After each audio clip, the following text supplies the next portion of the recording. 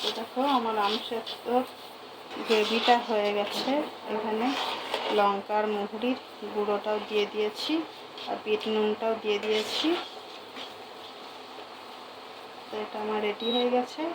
এটাকে এখানে আমি তাওয়াতে তেল দিয়ে রেখেছিলাম, এবার এখানে আমি এটাকে দিয়ে নেব।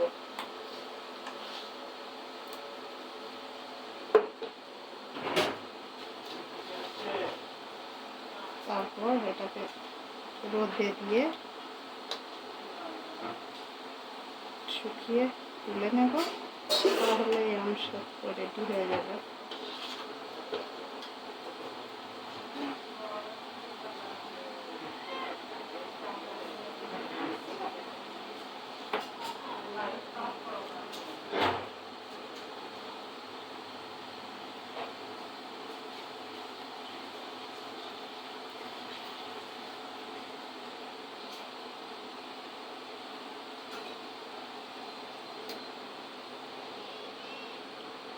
চলো আমি এটা রোদে দিয়ে দিই গা,